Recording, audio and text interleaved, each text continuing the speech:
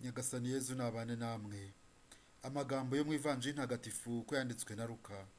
Umutwe wa 4 umurongo wa 14 kugeza ku 22. Nuko Yezu asubira mu Galileya yuzuye ububasha bwa Roho Mutagatifu, abikirangirire mu gihugu cyose. Yigishirizaga mu masengero yabo, maze bose bakamushima. Nuko Yezu ajya i Nazareti, aho yari yararerewe, maze nk'uko abimenyereye, yinjira mu isengero ku munsi w'isabato. Nuko arahaguruka ngo asome ibyanditswe bitagatifu. Bamuhereza igitabo cy'umuhanuzi Izayi, arakibumbura, abona handitse ngo Roho wa Nyagasani arantwikiriye, kuko yantoye akansiga amavuta, agira ngo ngeze inkuru nziza ku bakene, ntangariza imbohe ko zibohowe, n'impumyi ko zihumutse, n'abapfukiranwaga ko babohowe, kandi namamaze umwaka w'impuhwe za Nyagasani. Yezu abumba igitabo, agisubiza umuhereza, maze aricara. Mu isengero bose bari bamuhanze amaso.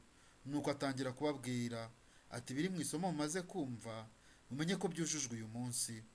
Bose baramushima kandi batangazwa n'amagambo y'ineza yababwiraga. Iyo ni Ivanjiri ntagatifu.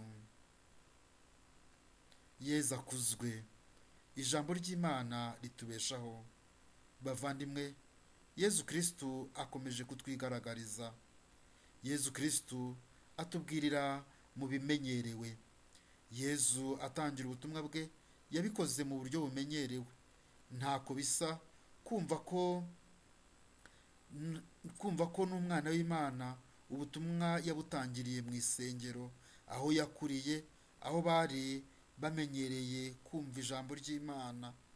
Nta gushidikanya ko isomo basomye ryo mu gitabo cy'umuhanuzi Izayi aho i Nazareti bari bararyumvise inshuro nyinshi.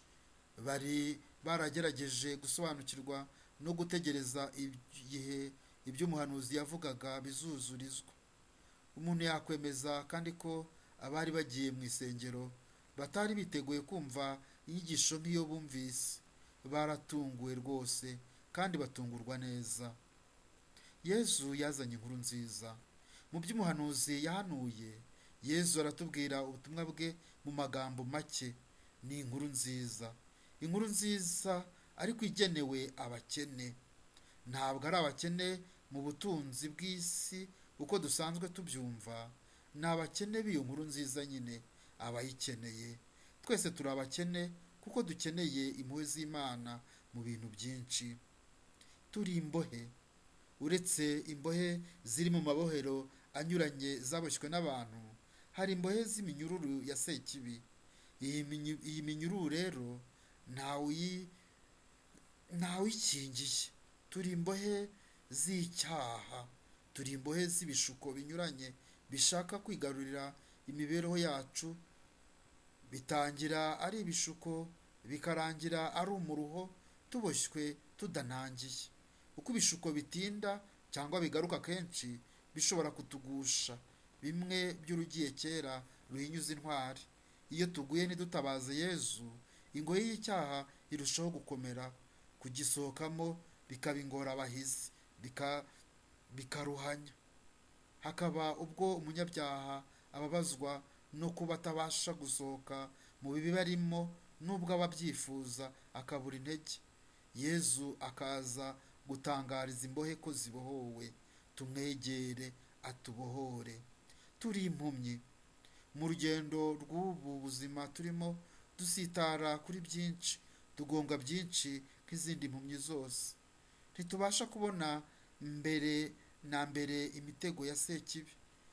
Ntitubona neza ibyiza Imana ihora iduhamagarira, ahubwo tukabyitiranya. Kubona ibimenyetso by'ibihe biratugora. Yezu akaza kubwira impumyi ko zihumutse, ubundi tukabasha guhitamo icyiza, tukabona koko igikwiriye. Turatsikamiwe.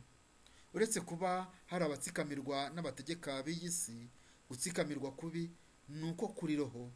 Hari uwagize ati, umuntu wifitemo ubwigenge ntawe ushobora kumwambura. Ubwigenge nta handi buva uretse mu kwizera, mu kwemera, mu rukundo. Niyo umuntu yaba atsikamiwe n'abandi, yizera ko Imana isumba byose kandi igenga byose, agira amahoro muri we. kuko urumuri rwa nyir'ibiremwa rumumurikira agahorana umucyo utamanzuye. Nyamara niyo ku bigaragara nta cyaba kimubangamiye, ariko nta rumuri akomora ku kwizera nyir'ibiremwa, ahora yijimye mu maso, ahangayitse kuko atabona imbere ye, stress ari zose, abatsikamiwe n'umwijima umubuza kugenda yemye. Abenshi mu bibwira ko bigenga baratsikamiwe kuko nta bwigenge bw'abana b'Imana bifitemo, batsikamiwe n'ikinyoma kuko nta kuri kuduha kwigenga bifitemo. Ineza ya Nyagasani iduhoreho n'izaduha kwigenga. Amagambo y'ineza ateye ibyishimo Yezu yabwiye abaturanyi be ntahwema kuyatubwira. Kuyumva bisaba kujya mu isengero.